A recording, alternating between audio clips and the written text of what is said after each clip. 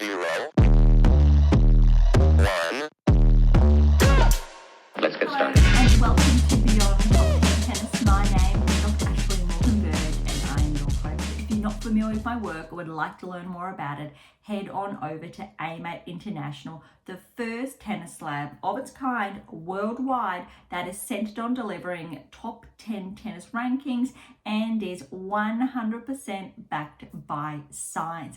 I'm the author of 14 books behind multiple theories and have been an elite coach for over 20 years and work with athletes around the world, Europe, the United States to Australia. I'm also the world's leading authority in this space with my research, coupled with my extensive coaching background, being responsible for landmark findings to deliver the next generation of play. With new foundations this season of my two latest releases are My Tennis Black Book, Federer, Nadal, Serena, Djokovic, and my brand new release, My Tennis Workbook. This season is like none other before, so as always, buckle in and enjoy the ride. Welcome back to Beyond Top 10 Tennis.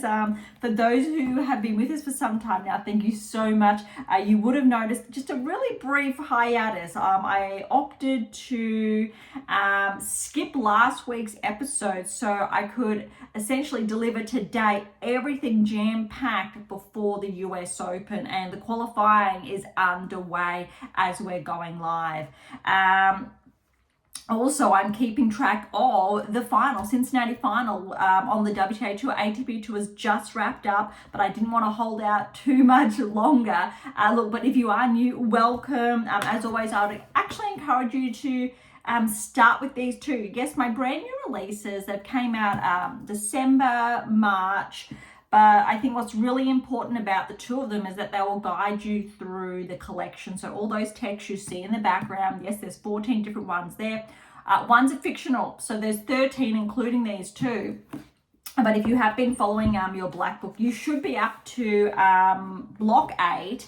But last week, you would have done week 2. This week, week 3, right here. So just catching up. There's only that 1 week in between that we didn't touch base. But the good news is that the rankings were not updated last week because Cincinnati obviously went over the fortnight, similar to Montreal, but we did touch base midway through Montreal. So we've got that to catch up on today, as well as all of Cincinnati, rather than stopping halfway through, since the events have been obviously running longer than the typical events.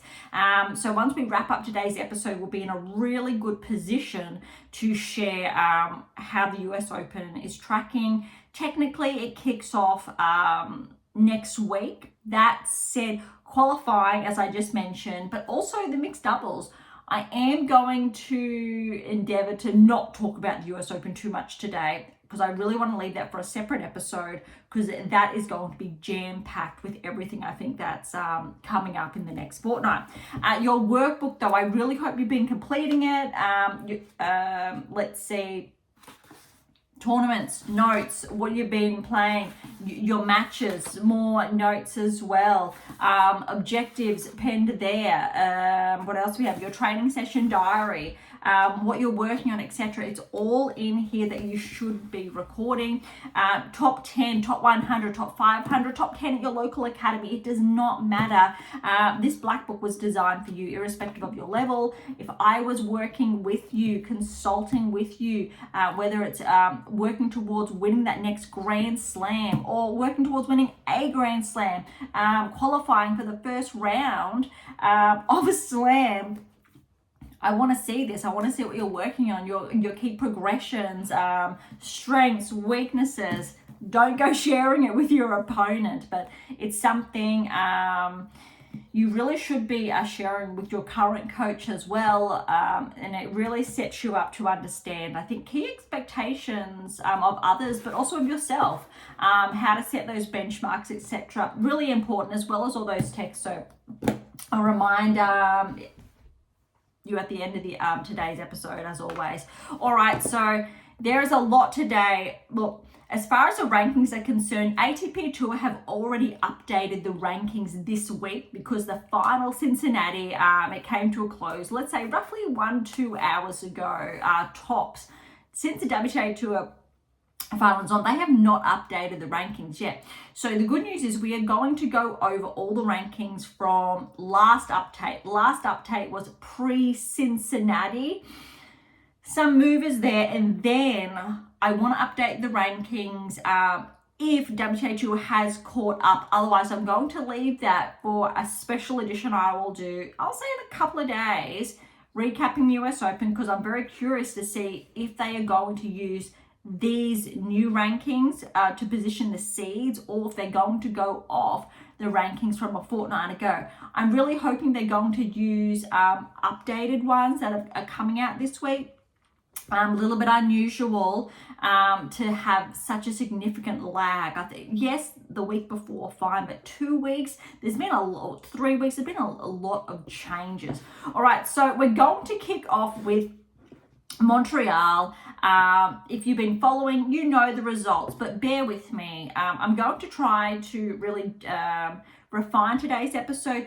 I won't really be sharing too many score lines, just so we can get through everything. I really want to keep today's episode tight knit because there's just a lot to go over.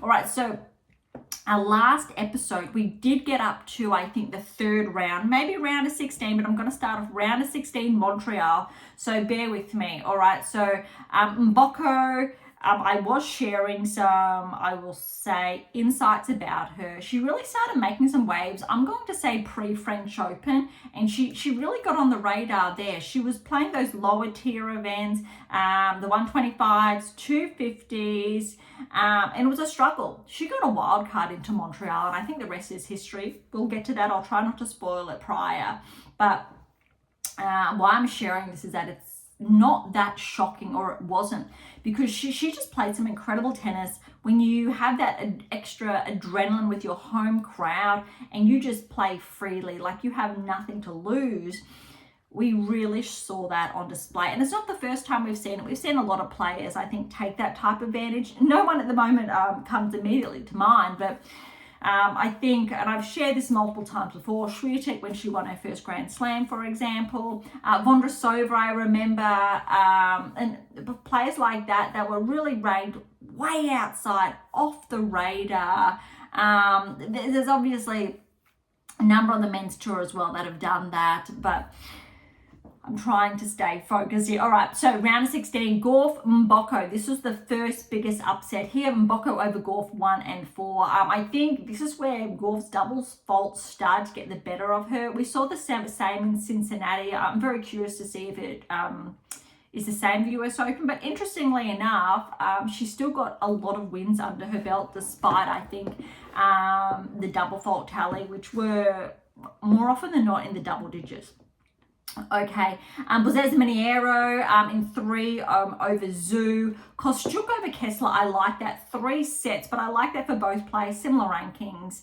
Rybakina over Yastremska, 3 set. Again, I like that for Yastremska because it really shows that how she's been progressing, pushing Rybakina 2-3. Svitolina over Anisimova, I like this. And now I'm remembering that, yes, we did briefly touch on this. Wimbledon finalist, falling round of 16, because we know the same thing happened to Swiatek. Torsen straight sets there as well. But look, still really good results, and they did pick up their performances in Cincinnati.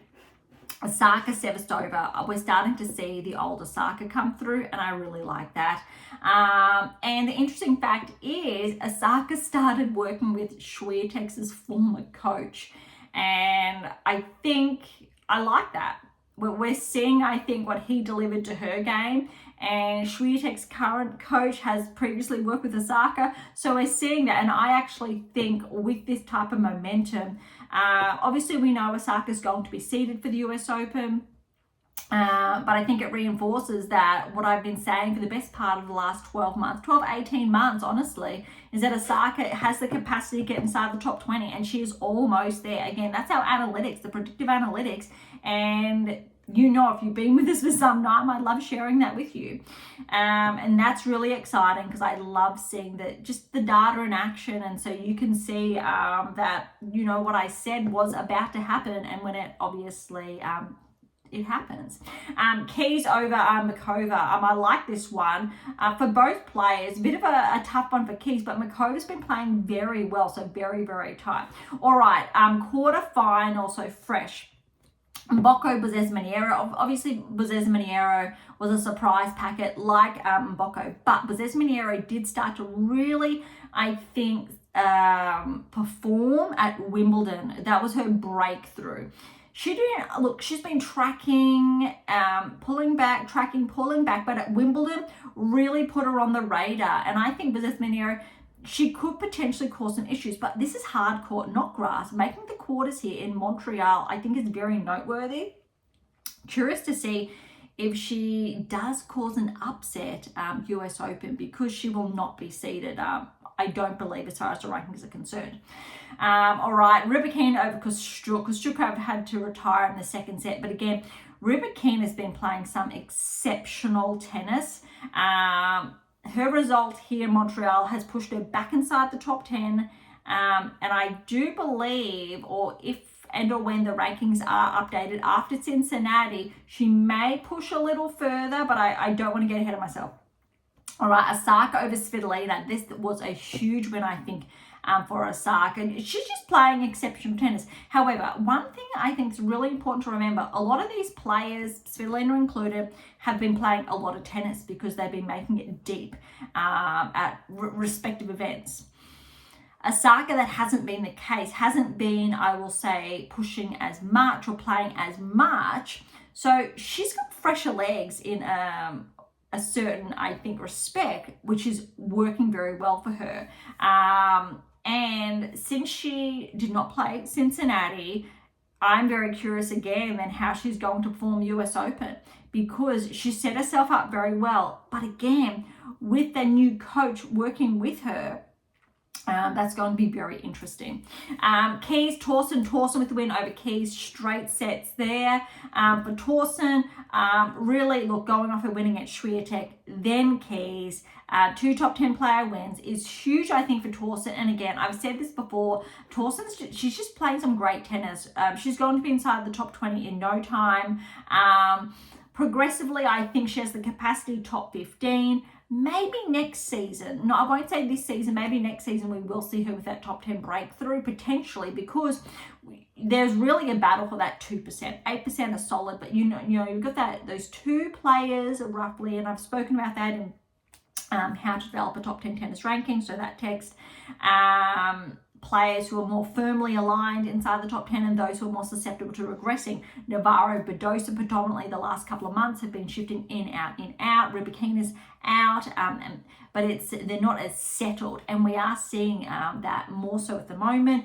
Other players are more so settled, but I do believe we are still going to see more of a shift, but we'll get to that, I think, when we discuss the rankings.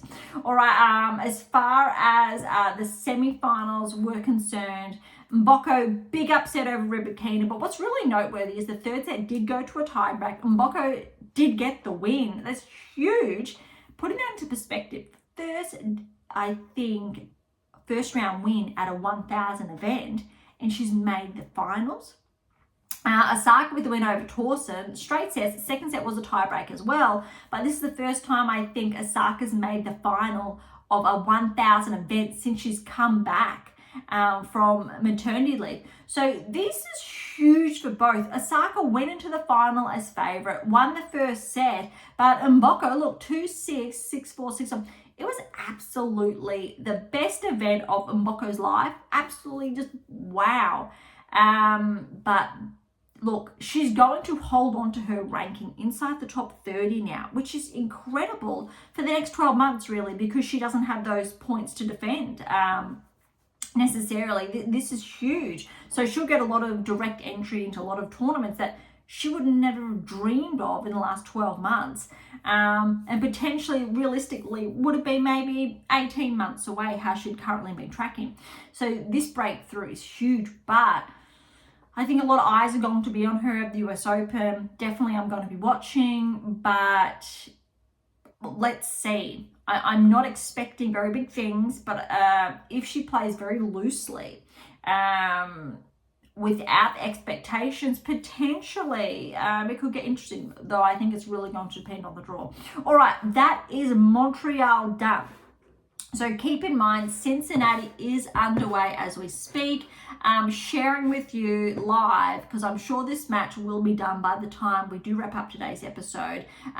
Paolini's managed to get the first break in the first set, so she's up 3-1. That's interesting. Swiatek does leave the count 5-0 in respect to the win-loss, so Paolini's yet to actually get a win against Swiatek, but I am tracking that closely as we are going live. All right, so Cincinnati's big. First time we're seeing Sabalenka back in action, and Swiatek, they were, but I'm going to start again.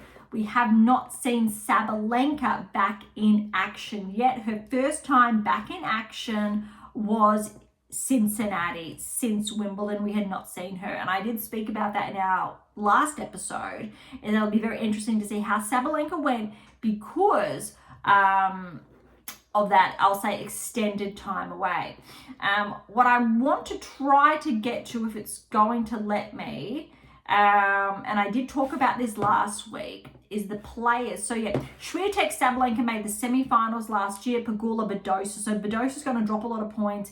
Pegula's going to drop some points as well.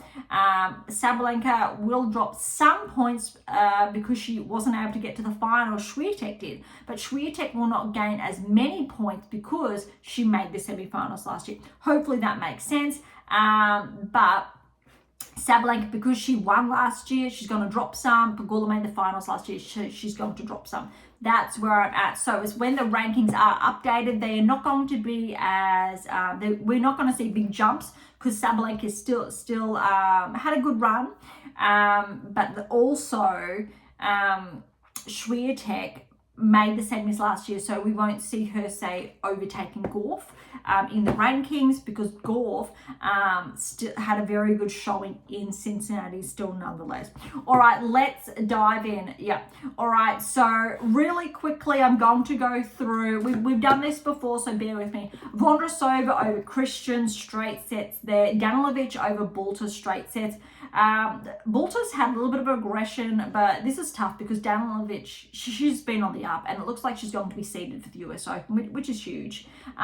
We've spoken about her tracking earlier this year, had her big breakthroughs, and also I think I reaffirmed throughout the season about the data of Danilovic as well, especially from last season, and had an eye on her. Similar to, say, Bezes-Miniero or Mboko, what's happening now this season. So it's quite exciting. Bezes-Miniero got the win, first round win over Venus Williams. Obviously great to see Venus back, but that would have been tough. But really great, I think, for Bezes-Miniero. She's tracking. She's getting those wins. Townsend upset Collins, straight sets, not reading too much into it because Collins was unwell. And I think there's a lot of misunderstanding around that. Collins has endometriosis. Those of you who are not familiar, have a quick read of it. It affects, I think, more women than we understand. I think almost, 1 in 5. I think the statistics around that, but I'm not too sure. I believe that's an Australian statistics, not a global statistic. So I'm being very careful there. But it can cause, it's very rare, I think, for an athlete, an elite athlete, let alone to have that. And the amount of pain that they can experience is very significant, as in it can end them up in the emergency rooms. So it's very noteworthy, I think, to remember to have an elite athlete that's experiencing that type of pain, and then you do experience a flare when you're performing. It's incredibly brutal, but also very impressive that they were able to rock up on the court nonetheless. So I just want to, I think, share that in respect to, Collins. She's still an incredible tennis player. I know different opinions about other things, but how she plays, you really need to give her credit for it.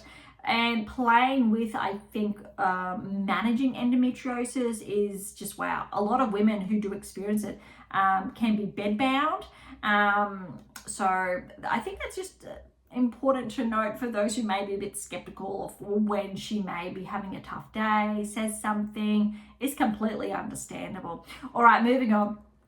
Zarazua over Putintseva, very good win for Zarazua. Putintseva's having a bit of a regression, I'm going to say. Since the French Open, roughly, we've been seeing her slide backwards. Ngui over Baptiste, that's a 3-set win. That's an upset because Baptiste, she's been playing very good this season, despite not being seeded. Ngui, I'm doing my best to pronounce it. I hope I pronounce that correctly. If not, as always, I do apologise, but that's actually a very good win. All right, Ito over Ruse, straight sets there. We've got Lice upsetting Pera, I'm going to say. That's a 3-set win there. Potapova over Seigman. Who can forget how well Seigman played at Wimbledon? But look, Potapova, we know how well she can play. And I do believe it was Potapova, potentially it was, that withdrew from the championships and another player got in, but it is escaping my mind. It could have been Mboko. All right, Maria over Osagui, straight sets there. Staya over Vekic, that's a very good win. Vekic, since Wimbledon, we've seen that regression. We're going to see more of a regression as far as her rankings concerned. Not being able to defend those points because she did get a lot, obviously, last season. So that's probably is one to keep an eye on. Yuan over Buska, straight sets again, first round still. Son, good win over Ruzic, straight sets there. Joint over Minen, straight sets. Keep an eye on Joint, of course. Stearns over Wang, straight sets. A little bit of an upset. Jin over Stelbatseva in 3. Seidel over Kudermetova, Paolini Kudermetova in 3. We've got McNally over Inglis, straight sets there. Grachiev over Volnets, that is an upset. That's in 3. Garcia over Cartel, big upset. Remember how well Sunny played at Wimbledon. But, you know, Garcia's former top 10, I thought she was retiring at the French Open, but no, that must have been her last. And potentially she's hanging up her rackets at the end of this season. Tom Lanovich, good win over Bondar there, straight sets. Veronika Kudermetova, straight sets over Lemens. An upset, Shramkova over Dolhide in 3. Third set was a tie break. Birol, good win for her there, over Blinkova, straight sets. We've got Sakari, good win over Rakimova in 3. Sevastova over Bektas in 3. Almost there. Jovic over Sierra, straight sets there. And yes, I've read some news around, you know, is Jovic one to watch? Absolutely. Jovic's been making some inroads. I think she's 17 years of age, 17, 18 years of age. And I think it's going to be very interesting how she performs in the US Open. I think she got a wild card, I think. Krejcikova over Parks, good win there, especially that third set, 6-0. But it was in 3. Bronzetti over Zhu in 3. Osorio, I'm going to call this an upset over Uchijama in 3. Tomova over Lee is straight sets. That's an upset. And Wang over Arango, straight sets there. That's a lot. All right, so second round, and we do have the seeds all in action now. Update as far as the Swiatek Paolini match is concerned. Swiatek did get the break back, and it is 3-3 now, and it looks like it's back on serve. Yeah, that is actually very interesting. All right, so second round, seeds in action. All right, first match, we've seen Sabalenka back, sets the championship. She's got Vondrousova first round, so not exactly that easy. 7-5, 6-1, good match for Sabalenka. Raducanu with a win over Danilovic. That was tough. Keep in mind with Raducanu's recent, I'll say, progressions, she was actually the seeded player here over Danilovic. So I'm curious to check the rankings again because I think potentially Raducanu is going to be seeded for the US Open and that could be dangerous. Again, I'm trying not to get carried away, but with how Raducanu is playing, round of 16 US Open, I'm not going to be surprised. But again, it's going to depend on the draw and we will look at that when it comes out. All right, this is a big upset. Bezes Miniero over Fernandez, straight sets there. Again, it was Fernandez's first match back, but we know Washington, remember how well she played in Washington, getting the win there. Wasn't able to, I think, back that up, or she did not. No, I believe Fernandez did. No, she didn't play Montreal. But this was, I think, disappointing. But I think there's a lot to, I think, I don't want to read too much into it, but I think it's good that she's actually gotten this loss to recoup to see how she can perform at the US. She's been the finalist a few years ago now, and I'm really rooting for her to make a good run. But again, Bozzese Miniero, she's been playing some very good tennis. Townsend over Samsonova, very good win for Taylor. Samsonova would have absolutely been favourite, 13th seed, but we know how well Townsend is as a doubles player, but she's been actually having some relatively good singles wins this season, which is great to see. Okay, Rybakina over Zarazua in 3 sets there. Mertens over Ngui in 3. Ito over Pavlyuchenkova in 3. That's an upset. Keys over Lies in 3. Really like how Lies pushed Keys to 3 sets. And that 3rd set was a tiebreak. Swiatek with a win over Potapova, straight sets there. Kostyuk over Maria, straight sets. Sersteya over Fretch, an upset in 3. Yuan over Schneider in 3. That's an upset. Schneider hasn't been performing, I'll say, as well as she did last season. Got her inside the top 20, inside the top 15. And I think if this pattern continues, we are going to see Schneider slip outside of the top 15. If that, maybe that's already happened. All right, Alexandrova over Sun, straight sets. Joint over Haddad Magia. Look, that's not surprising. Even though Haddad Magia is the seeded player, 3 sets. Joint's dangerous. And look, last season, 2024 US Opens, when Joint, she won a couple of rounds. I think second, third round, maybe. She skyrocketed up the rankings, inside the top 40. She's Australia's best ranked female player. And only 18 years of age still. So definitely Joint could be a surprise packet at the US Open. And that's going to be really one to watch. Callan Steyer over Stearns, getting those wins still under her belt, which is good to see. That would not have been easy against Peyton. Anisimova got a walkover over Jean. Seidel upset Navarro. So noteworthy, Navarro's playing a tournament this week, which we'll get to, but it's a bit surprising because Navarro doesn't have those wins under her belt and she is susceptible of regressing outside the top 10. If not, I think she's already there this week. Kessler over McNally, straight sets. Gracheva over Kennan, that's an upset, but well done to Gracheva in 3. Makova over Garcia, straight sets, but really impressive from Garcia. Both tie breaks, 7-3, 7-0 for the tie break. So Torsen over Tomljanovic in 3, but well done Aya, because pushed Torsen to 3 sets, and Torsen has been playing some really good tennis lately. Kurmatova over Benchik, a bit surprising there because we know again how well Benchik played in Wimbledon, but again this is her first one back, but it was 4 and 7-6. Lynette over Shramkova, straight sets. Pegula over Birrell, straight sets. Paolini over Sakari, 2 tie breaks there. I like that for Sakari, but well done to Paolini. We obviously know what's underway at this stage, and Swiatek has taken the lead 4-3. Kruger over Sevastova in 3. Here's an upset, Jovic over Noskova. That's brutal. Noskova's been playing some great tennis. This scoreline 6-3, 6-up. Remember, second round, but wow. All right, Krejcikova with the win over Svitolina. That's huge. Obviously, Svitolina's favourite, but I feel like Barbara's getting some good wins under her belt, and she deserves that. Her rankings obviously regressed a lot after the championships, and she definitely deserves. She's twice singles Grand Slam champion. Absolutely would love to see her crack back into the top 30, top 20. Still has it in her, definitely. Kazatkina got upset by Bronzetti in 3, so well done to Bronzetti. Ostapenko over Osorio, but that was a walkover. Yastremska over Tomova in 3, and Gorf over Wang, straight sets. All right, third round. This was wow. Sabalenka Raducanu. Sabalenka did get the win, but 7-6, 4-6, 7-6. Just wow. That really solidifies the case of why Raducanu is going to be quite dangerous at the US Open. Let's see how the draw goes, but if she can still push the #1 player in the world to 3 sets over and 2 tie breaks, I think that's really big. Sure, Sabalenka, second match back in 2-3 weeks after having rested.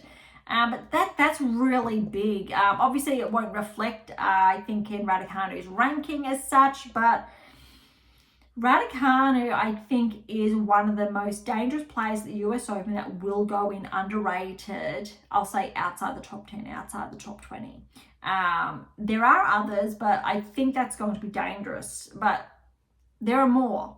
Wait for it. Bezzes-Miniere over Townsend straight sets. Notice how Bezzes-Miniere, she's still getting those wins. Great. Rybakina over Mertens in 3.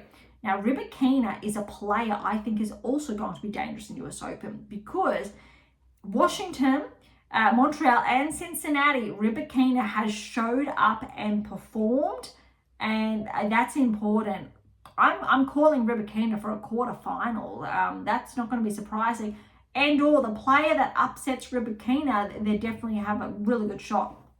All right, Keys over Ito, straight sets there. Swiatek over Kostuk, but that was a walkover. Hopefully Kostuk's feeling better for the US Open. So stay over Yuan in 3. Alexandrova over Joint. As anticipated, would have maybe thought of 3 with how well Joint's playing, but that's interesting. Kalinskaya over Anisimova, straight sets. Again, Kalinskaya is going to go in underrated. I think Kalinskaya, she will potentially be seeded for the US Open now, but again, round 16 potentially because she's been racking up some really good wins over the last couple of weeks. Seidel over Kessler, that's an upset in 3. Gracheva over Makova, straight set, that's an upset. Kudermetova over Torsen's an upset in 3. Lynette over Pegula in 3 is an upset. Paolini over Kruger, straight sets. Krejcikova with the win over Jovic in 3. Bronzetti over Ostapenko in 3. That's an upset as well. Gorf over Yastremska, but also got a walkover. All right, round of 16. Sabalenka, Bezzes-Miniere, 6-1, 7-5, so a lot cleaner for Sabalenka there. Rybakina over Keys in 3, but look, 6-7, 6-4, 6-2. Rybakina is just playing some great tennis. I really don't think you can go past her as far as US Open is concerned and potentially round 16 quarterfinals. And I think when you get to that stage, that's when the likes of, well, I won't get to it yet, but certain players who are also peaking are more dangerous. But there are those players that Rybakina has not faced that also could present a challenge to. Raducanu, for example, Kalinskaya, Mboko, but I think they did play against each other. Mboko came out on top. There's a list of other players. It's just how she's been tracking. There are a lot of positive signs there, but again, it's going to depend on the draw, and again, we'll go through that when we do have our hands on it.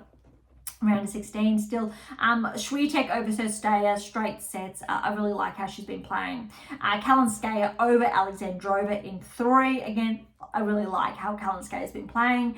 Gracheva over Seidel in 3. Kudermetova over Lynette, straight sets there. Again, Veronika Kudermetova has been playing some very good tennis. Paolini over Krejcikova, that was really good, and 1 and 2 as well, really highlighting how well I think Paolini's been playing. Gorf over Bronzetti, straight sets there. All right, quarterfinals, and this is where it gets really interesting. All right, Rybakina with the win over Sabalenka, 6-1, 6-4. That scoreline is why I guess I'm really hyping Rybakina up, but I'm saying that in a measured way, or trying my best to do that. But it's not just that, it's just how Rybakina's been playing. She's been making those really good inroads. She's been showing up, and I really like that. And I think this US Open could be Rybakina's best Grand Slam showing all season. So we're talking quarters, potentially semi-finals, maybe finals, but potentially. And I'm surprised, I'm just saying that, from how she was playing, say, 3-4 months ago, or the majority of this season slipping outside the top 10. But she really has just found that, I guess, what was missing in her game, she's picked that up. And we're seeing a lot of the, 7 keys in action. I won't say 8 keys, but there's a lot of the 7 there. Again, AM8 International for the keys if you need a refresh. Swiatek over Kalinskaya, 3 and 4. I like that because Kalinskaya is a player who's been playing really good tennis.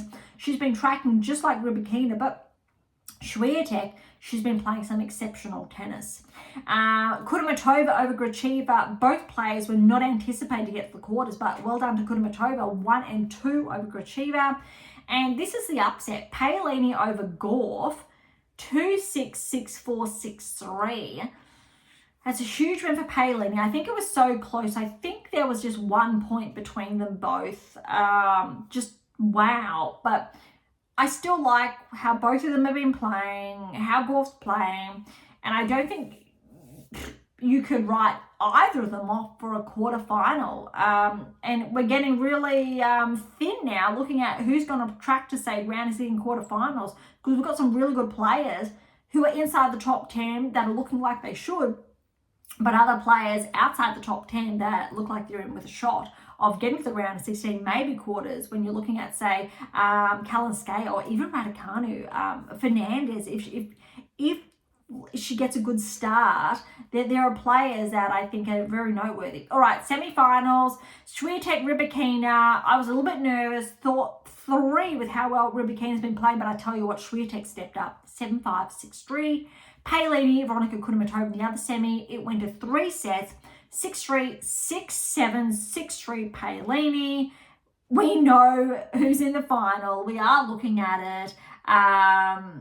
Swiatek is up 5-4, and it's a tight one. It's already gone for 42 minutes. Again, looking at that live, I'm not going to be surprised if it goes to 3. I am anticipating Swiatek to close that out in 2 tight straight sets, because how Swiatek has been playing is really what a lot of my work shares, how you should. I have not seen someone play how Swiatek's been playing since Serena.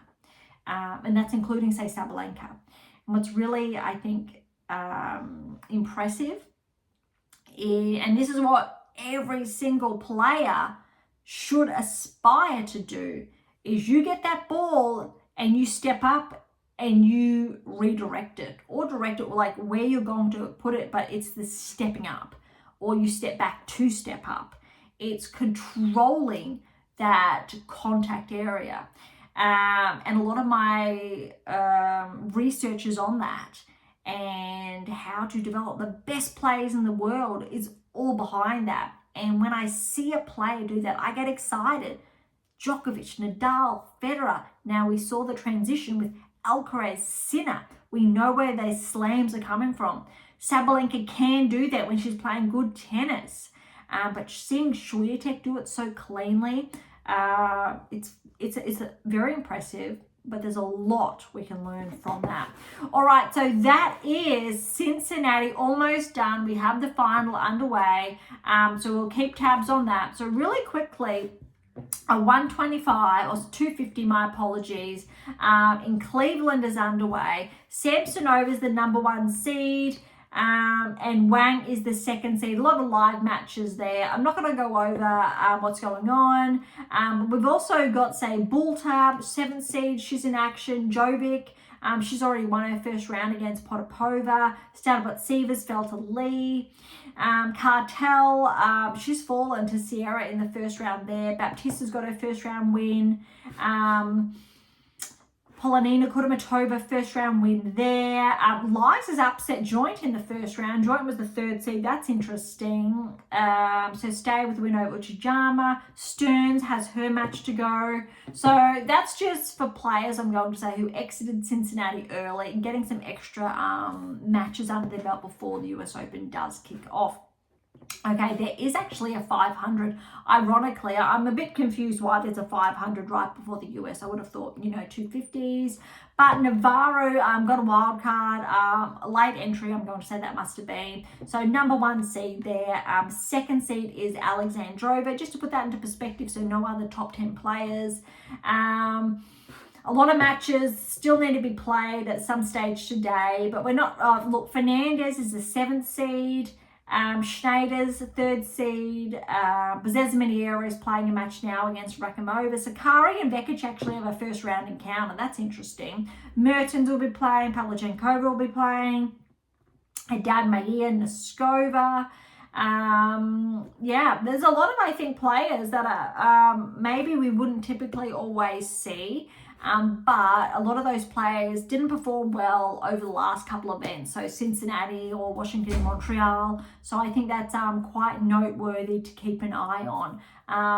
All right, so that's actually all of the events there, which leave us now to the rankings. So keep in mind, these rankings are the ones that have not been updated since or prior to Cincinnati. They were updated after Montreal, and we are waiting on the update after Cincinnati to see if it will come through. It should come through because it has happened on the ATP Tour. All right, starting with the rankings, top 100, Zakharova is up 3 places to 100, so welcome to the top 100. Focusing on the bigger movements, I'm going to try and be relatively quick with the rankings here. Again, last updated was after Montreal. Minen's back 10 to 97. Aito's up 16 to 94. Welcome to the top 100. 21 years of age from Japan. Bonda's back 33 to 93 in the world. Uchijama's back 13 to 89 in the world. I'll try and focus on the double digits here. Rusic's up 10 to 84 in the world. That's actually very impressive. 22-year-old Croatian. A lot of movement. Look, Dolhide's back 21 to 76. Gulbik's up 15 to 75. Siniakova's up 16 to 73 in the world.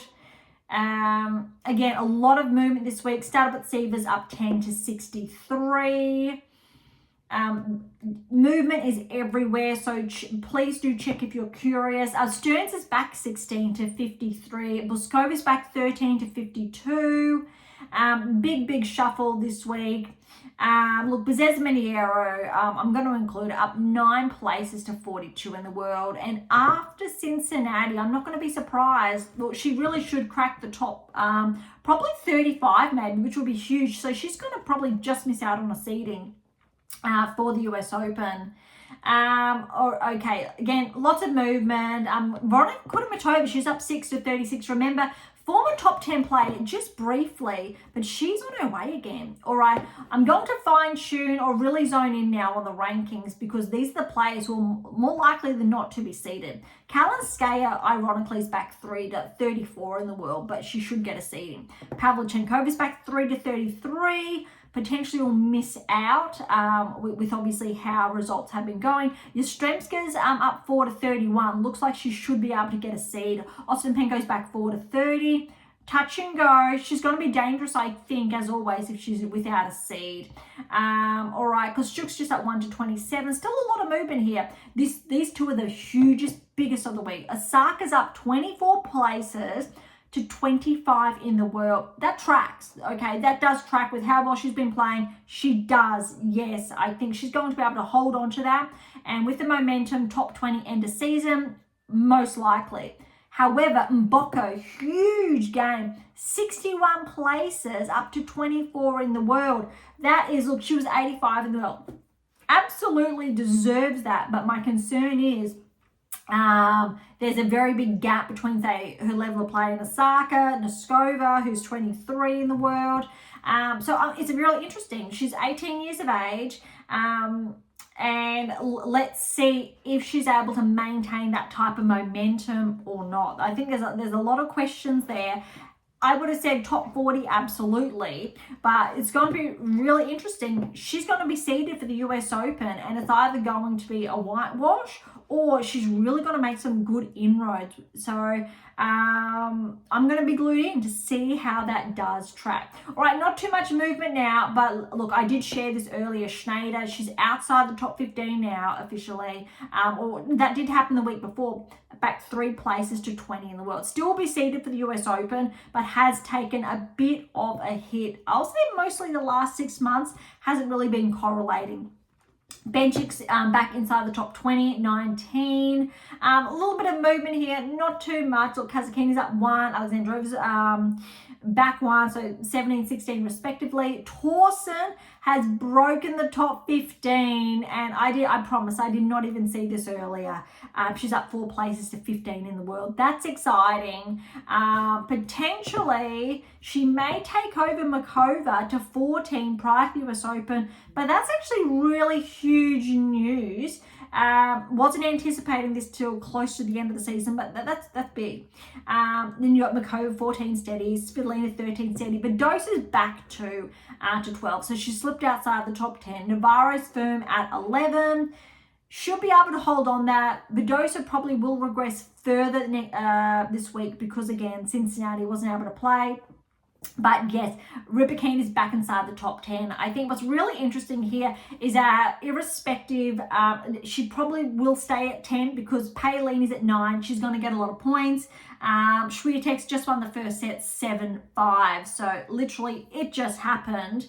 But irrespective how that plays out, Paolini's going to get those points. Probably will bump up to probably, I'm going to say 8 in the world. As far as points are concerned, purely because there's 1,000 points separating Paolini from Zheng, who's still at 7. Don't think Zheng had many points to drop this week, but we know she's going to be out of action for a little bit. Anisimova, though, is at 8. She's gone back 1 to 8 in the world, but there's 300 points-ish separating the two, so they probably will just switch places, I'm guessing.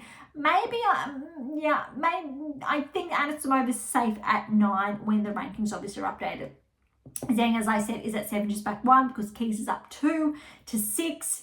Andreeva's steady at 5, and we haven't really seen much of Andreeva the past, I will say, 2-3 weeks. But I think she needed that time, and I think she's really going to hit the ground running at the US Open. I think she could be quite dangerous. She's going to go in underrated because we haven't seen her in action, but it's going to be interesting. And top 4 has stayed the same: Pegula, Swiatek, Gauff, and Sabalenka, respectively. The points difference between, I'm going to say, Pegula and Andreeva to start with, maybe we could see, because Pegula made the finals, we could see a bit of a drop. We actually could see Andreeva at 4 very soon. That's going to be really interesting to keep an eye on. Maybe even Keys, but not next week. But I think there's a lot on the line in the US Open. But also, as far as Gauff, Swiatek are concerned, Swiatek's going to gain points. Gauff's going to gain points as well. So look, I think the gap's going to close to maybe 400-500 points when the rankings are updated. It's going to be quite interesting. But Sabalenka, she's just steady. She's firm at 1. If Sabalenka loses early at the US Open, doesn't defend, I think, her points there. And if Gauff wins, she won't be 1. Same as Swiatek, there won't be 1, but there really will be a race that's on.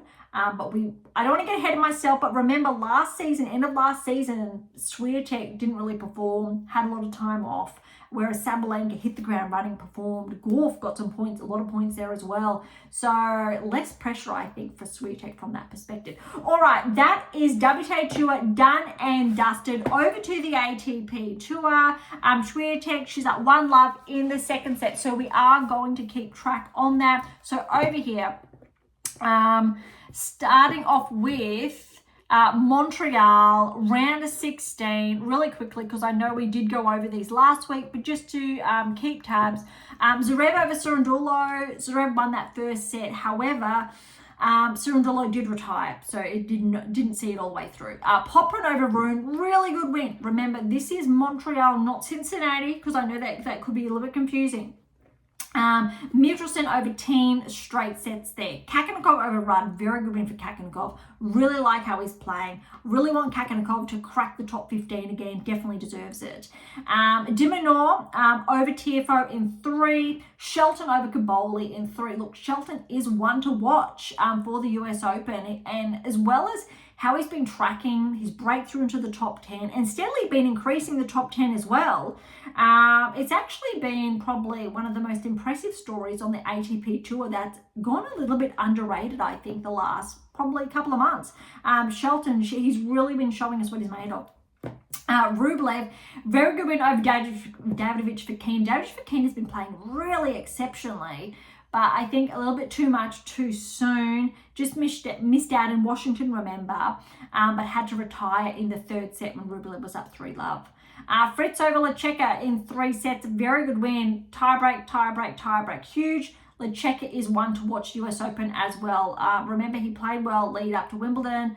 And I think Lecheka is actually underrated. I'm not going to be surprised if he has a breakthrough round of 16 at the US Open. All right, quarterfinals here. Remember, Montreal. Look, Zverev got a very good win over Popyrin, but Popyrin pushed him to 3. Popyrin was the defending champion, so we will see a bit of a regression in the rankings, obviously, when they are updated. Very curious to see what that looks like, because Popyrin's been playing some good tennis still, mostly this season. And look, quarterfinals is still a very good result. Kakanakov over Mitchelson, straight sets there. Again, like how Kakanakov has been playing. Shelton over de Minaur. I'm calling this a bit of an upset. Really was favouring de Minaur, but this win by Shelton really, I think, pushed him over the line in respect to showcase how well he's been playing. A straight sets win over Alex. Again, Shelton, quarterfinals US Open, maybe even semifinals. I know he had that breakthrough, I think, quarterfinals 2 seasons ago, roughly. Could be 3, let's say 2.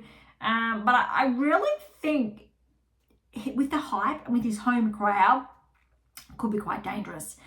Fritz over Rublev straight sets, a very good win there for Fritz. All right, semi-finals. Fritz, Shelton, Zverev, Kakanakov. Fritz and Shelton, they've been tracking. They really have been. Kakanakov as well. Zverev, not so much. But I really like this lineup. But keep this in mind as we move to Cincinnati shortly. Kakanakov has upset Zverev in 3. However, look, 6-3, 4-6, 7-6. So third set was a tiebreak, so I'm not going to read too much into it. Still very good result there. Shelton, Fritz, reading into this because 4 and 3, that's a huge performance from Shelton, regardless how you look at it. But Fritz has been playing exceptional prior to Wimbledon, during Wimbledon, post-Wimbledon, really well. And still semi-finals is a great result. But look at this. Finals, Shelton, Kakanakov, it was tight. 6-7, 6-4, 7-6 to Shelton. His first 1,000 title on home soil. Huge win. But again, Kakanakov, he really should, when we look at the rankings, I think if he keeps this up, he could maybe finish the season inside the top 10. When you have those players who are susceptible, really not performing, Kakanov, look, he's there. I'm hoping the rankings show he's top 15. Maybe he's pushed up to 13. I haven't even looked. But he definitely deserves that with how well he's been playing, especially the last, I'm going to say, 8-ish weeks. All right, so well done to Shelton. Very huge win. Over to Cincinnati. No update so far. Swiatek's up 1-love in the second set, so we won't read too much into that. All right, Cincinnati, I think without sharing too much, it did unfold mostly as anticipated as far as the final's concerned. Final didn't unfold, a little bit of a different story, but we had some surprise packets here. So I think as far as the WTA Tour is concerned, we've been seeing a lot of players track as anticipated. ATP Tour, we've been seeing a lot of players break through. So there hasn't been as much discussion on these players because they haven't been as consistent. So we're seeing upsets that we typically wouldn't see, or more upsets but by different players. So we're seeing a lot of new players break onto the scene that we saw last year on the WTA Tour. And I did share again in your black book, because there's a lot in the 2024 season there, that we would be seeing that this season on the ATP Tour. All right, so again, Cincinnati first round really quickly. Galanza qualifier, got straight sets win over Kopriva. Baez over Goffin, straight sets. Mannarino qualified, upset Thompson, straight sets. Yes, Mannarino is a bit of a tour veteran, but that's still a big upset over Thompson. Martinez over Jarry in 3. Rinderknech over Borges, straight sets there. That is an upset. Echeverry over Shang in 3.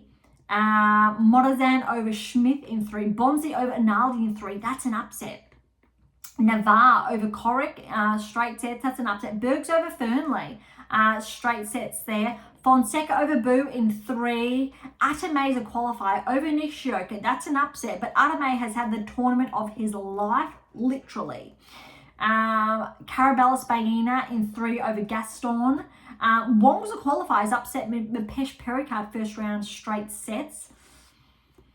Mute over McDonald, straight sets there. Sauflin over Tabilo, straight sets. Ugo Carabelli over Nishikori, straight sets there. Bautista Ogut over Altamaz, straight sets there. Boyer over Holt, straight sets. Walton over Navone in 3. Getting there.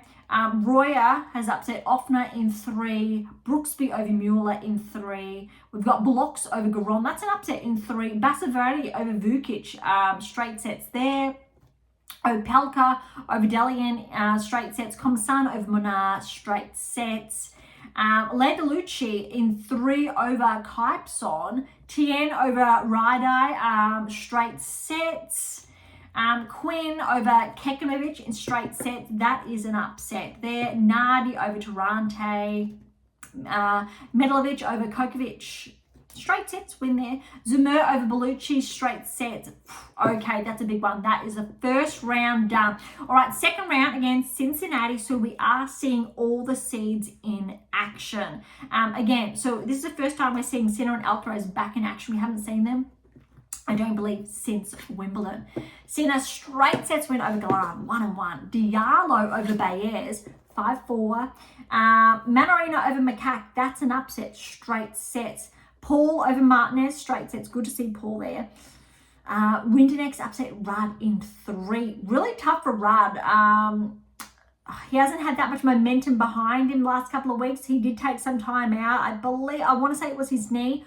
Haven't heard much on that. Hopefully it's better. But again, curious to see how he plays in the US because we don't have that much data to go by. Agor Alisame over Echeverry, straight sets there. Tsitsipas over Matazan, straight sets. Bonzi over Mazzetti, that's an upset. So that's in 3. So again, curious to see. We don't have the data behind Mazzetti, how he's going to perform come US Open. Fritz over Navas, straight sets. Sanigo over Berge, straight sets. Fonseca over Davidovich Fokina. That's a big one, but Davidovich Fokina actually had to retire because he was winning. And Davidovich Fokina won the first set. Fonseca's up 5-4 in the second. Retirement, so Fonseca wins. That's a tough one. Hopefully Davidovich Fokina is healthy for the US Open because I think he has it in him to make a decent run, round of 16 potentially. And he has had a big jump in the rankings lately too. Altame, the qualifier, again, has upset Gaboli, 15th seed in 3 sets. Third set was a tiebreak. TFO over Carabelis Bina, straight sets. Humbert over Wong, straight sets. Mitchelson over Mute in 3. Rune over Sauflin, straight sets. Shelton over Ugo Carabelli. Remember, he's just riding that high. Bautista Agut over Norrie. That's an upset, but good win for Bautista Agut. Check over Boy in 3. Walton over Medvedev. That's a big upset. Don't have as much data from Medvedev to go off. Hasn't been performing, I'll say, as well as traditionally last couple of months, but still, look, just outside the top 10. Let's see if he can make a good run at the US Open. But there's a lot of, I'll say, newcomers on the tour that have really been pushing. Shelton, for example, Alcaraz, Sinner. Medvedev's slightly fallen behind. Zarev's been able to keep pace. Ironically, they're still all in their mid to late 20s, but some of them obviously a little bit younger. Alcaraz, Sinner, for example, Shelton, for example. All right, Kakanov, good first, second round win over Royer, straight sets. Brooksby over Kazuk, straight sets. Nakashima over Blocks in 3. Zarev over Basavati, straight sets there. Opelka upset Dimonor, straight sets. That is actually a really big upset with how well Alex had been playing. He's got points to defend at the US, I believe, quarterfinals. So hopefully it was just a little bit too much, gets a good recovery and performs well, picks it up for the US Open. Commissana over Darderi, that's an upset. Darderi, my apologies, had to retire in the second set when Commissana was up 3-1. Poprin over Landalucci, straight sets.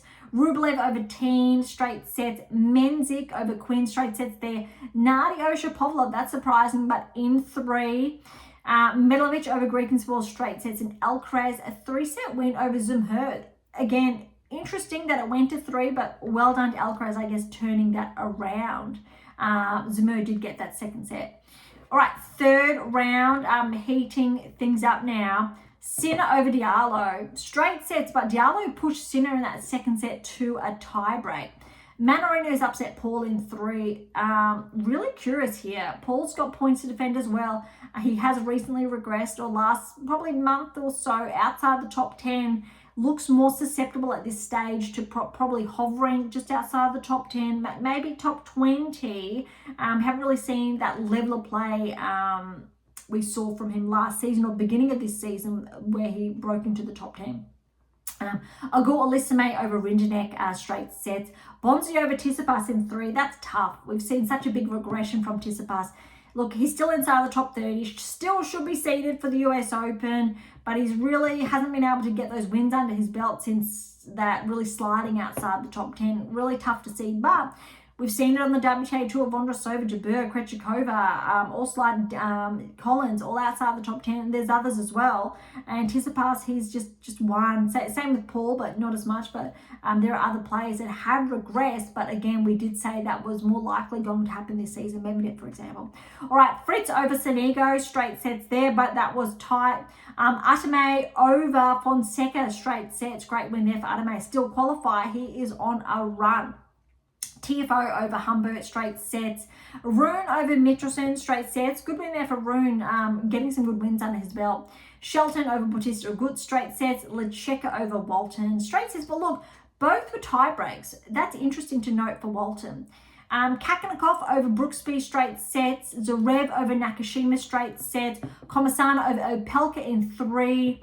Rublev over Poprin, 3. That look, Rublev, he's actually started to pick up the form. Wasn't as anticipated, but the last couple of weeks, he's been playing some really good tennis. Best tennis I think I've seen him play in a long time. That arguably would correlate with the top 10 ranking he's got now. Whereas when he previously was ranked in the top 10, he really wasn't correlating. Whereas now, really good to see. All right, Nardi over Menzik. That's an upset there. However, Menzik did have to retire in the second set. Nardi was up 2-1.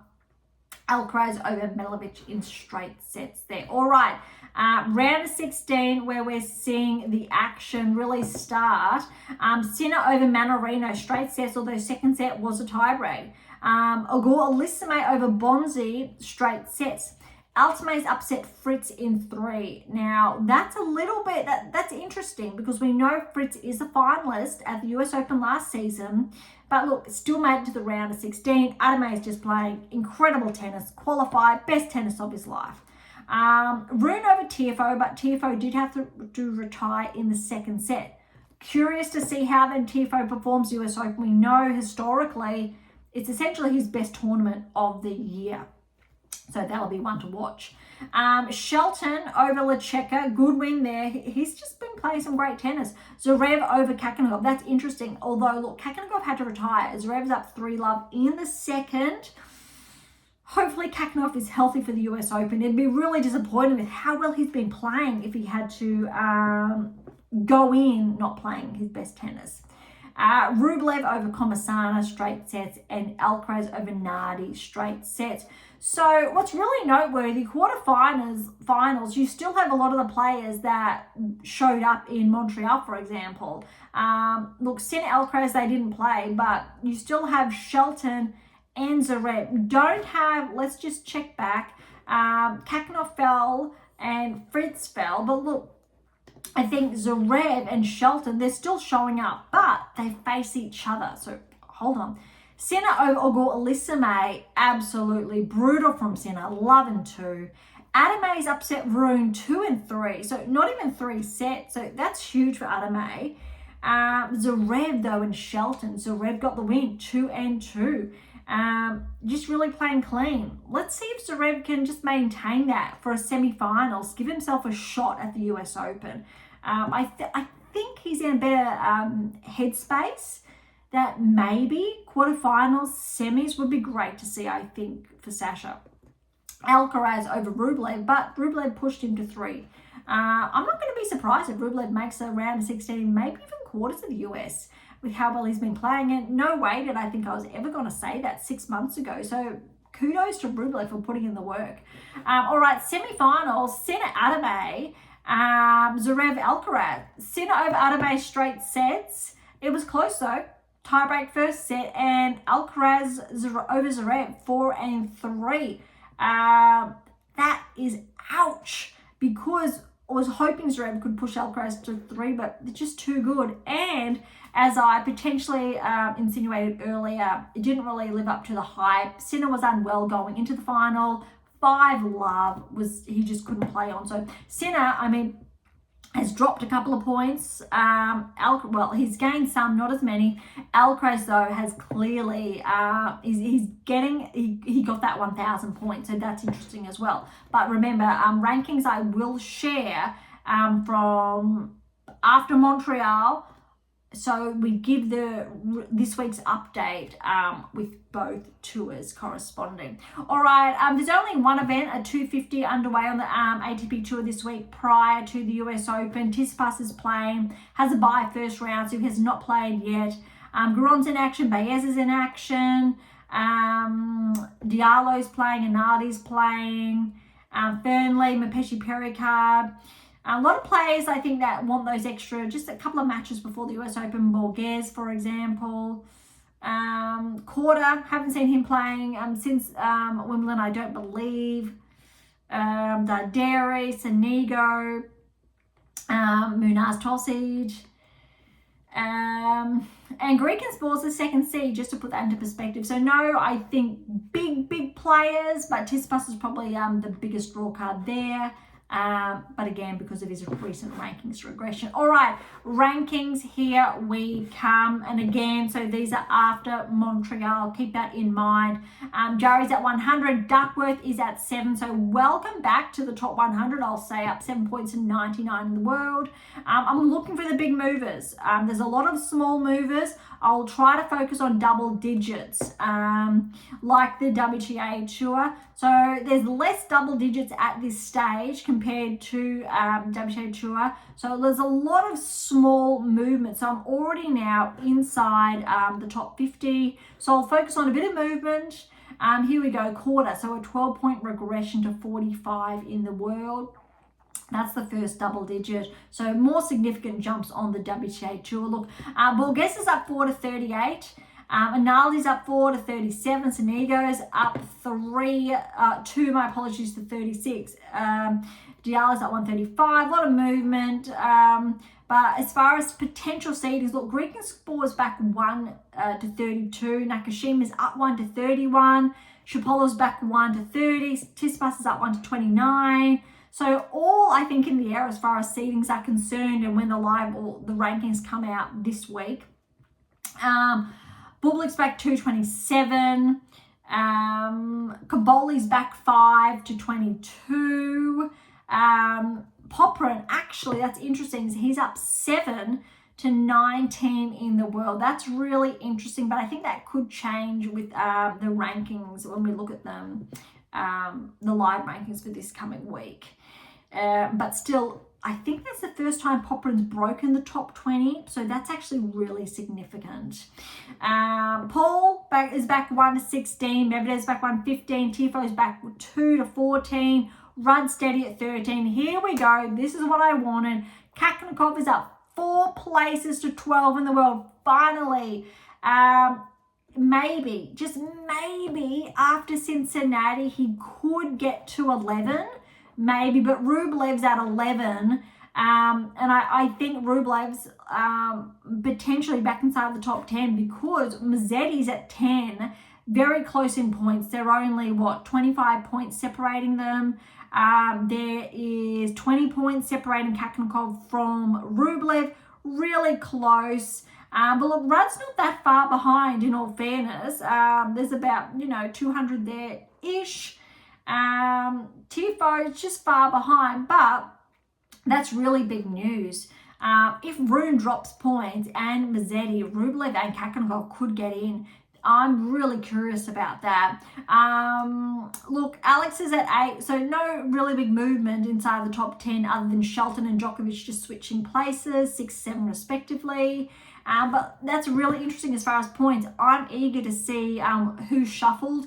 Mazzetti's, obviously, we know he's entered the top 10 this season, could jump out. Rune again, he's back inside the top 10, could also jump out. But I think there's a lot on the line. If Kakanakov keeps this up, he'll get back inside the top 10. And what's interesting, both Rublev and Kakanakov have been inside the top 10. Rudd's been inside the top 10. Tifo's been inside the top 10. Medvedev's inside the top 10. Just to wrap up your top 15, 16 as well. Paul's been inside the top 10. So no more newcomers. Menzik's at 17, for example, but he'd have to perform exceptionally well at the US Open to, I think, displace any of those other players. All right, so that's the rankings. As far as I'm going to say, the match is concerned, Swiatek is up 3-2. I was hoping by the end of today's episode we would have an update, but that does not look like it's the case.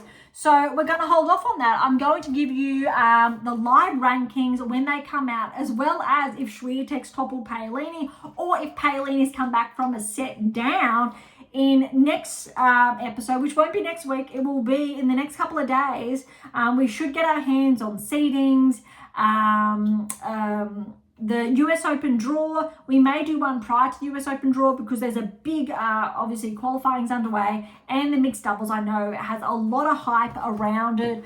Duly so, but that's today's episode. It is a big one, as anticipated. Not as big as it could have been. I really tried to rein that in to hold off until, I will say, that next episode I'm going to especially do to really, I think, cover US Open tracking, what's going on, and the updated rankings, because there has been a lag. There's actually, I think, 48 hour delay in those rankings. All right, so thank you so much for listening. To grab a copy of my brand new release, My Tennis Workbook, or my December release, My Tennis Black Book, Federer, Nadal, Serena, Djokovic, head on over to AM8 International or Amazon, so irrespective where you're based in the world. For any comments or questions, head to AM8 or Topic Thread, or leave comments directly on YouTube or Spotify. To interact with Beyond Top 10 Tennis, catch up on our blogs, or sign up to my newsletter, all links are in the episode notes, as well as how to access Pink Octopus books to Sprug. If you enjoyed today's episode, please subscribe, like, share, and all of the above. Beyond Top 10 Tennis exists for you, so please consider sharing us near and far. And if you're serious about heading towards the top 10, or want to know what your game is missing to secure that maiden Grand Slam, don't be shy. Come and say hi. All right. On that note, thank you so much for listening. I'm so incredibly grateful. I'm your host, Dr. Ashley Morgan Berge, and this is Beyond Top 10 Tennis.